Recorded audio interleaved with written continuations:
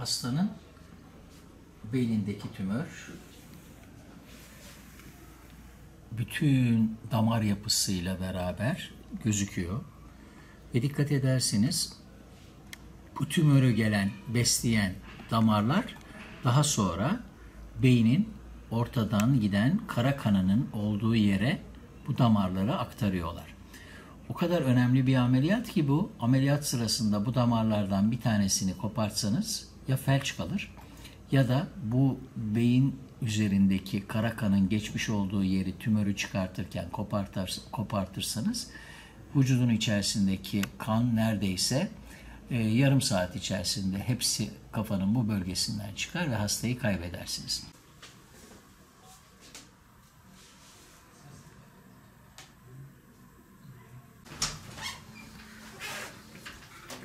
Günaydın. Günaydın. Nasılsınız? İyiyim, teşekkür ediyorum.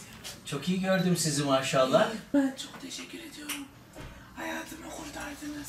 Estağfurullah. Biz size teşekkür ediyoruz. Şunun için teşekkür ediyoruz. Gerçekten aileye teşekkür etmek lazım. Hastanemize ve ekibimize güvendiği için.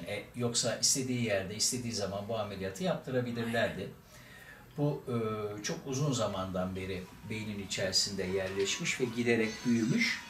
Ama beynin sessiz bir alanında olduğu için neredeyse bir portakal büyüklüğüne kadar gelmiş. Ama damarları o kadar ciddi ve fazlaydı ki o damarları oradan sıyırırken ve tümörü oradan çıkarmaya çalışırken çok hastaya ciddi zarar verilebilirdi. Biz bunların hepsini kendisine anlattık. Ama sağ olsun bize çok güvendi. Başka hiçbir yere gitmeyeceğini, burada ameliyat olacağını söyledi. Biz de zaten kendimize güveniyorduk. Hastamıza da güvendik. Ekibimize de güvendik. İpek Yolu Hastanesi'ne, özel İpek Yolu Hastanesi'ne de zaten güvendiğim için gelmiştim. Ben İstanbul'dan geliyorum genellikle ameliyatlar için. Her şey yolunda gitti. Tabii böyle bir hastayı ameliyat etmekten ben de mutluyum. Neden? Buralarda bu çeşit hastalar pek gözlerini karartıp da ameliyat olmak istemiyorlar. Daha çok başka yerlere gitmek istiyorlar ama bizim de burada yapmış olduğumuz çok önemli ameliyatlar var.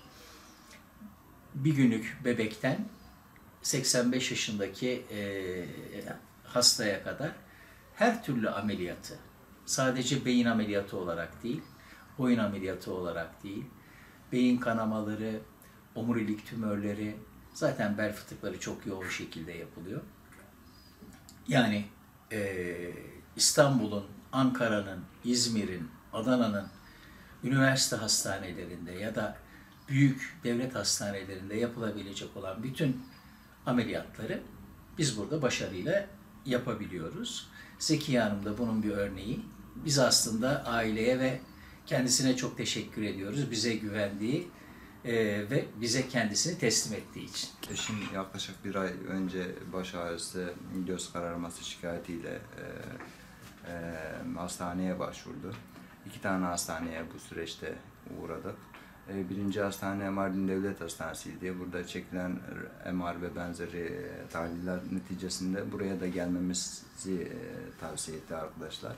Geldik, Cem Bey sağ olsun fazlasıyla ilgilendi. Operasyon yapılması gerektiğini bize bilgi olarak aktardı. Bu süreçte biz fazla araştırma yoluna gittik tabii ki. Farklı hekimlere başvurduk ama buradaki hekim beyin söyledikleri bize tatmin edici bir bilgi ve altyapısı olduğunu düşündük. Ve bu özel İpek Yolu Hastanesi'nde operasyon yapmaya karar verdik. Zor bir karardı. Sağ olsun operasyon süresi boyunca çok ilgi gösterdiler bize. Eşim çok iyi maşallah. Bundan sonraki süreçte de daha iyi olacak. Bize yardımcı olan özel İpek Yolu Hastanesi'ne ve tüm ekip arkadaşlarına çok çok teşekkür ederiz. İyiyim, teşekkür ediyorum. Sesin ne zaman düzelecek?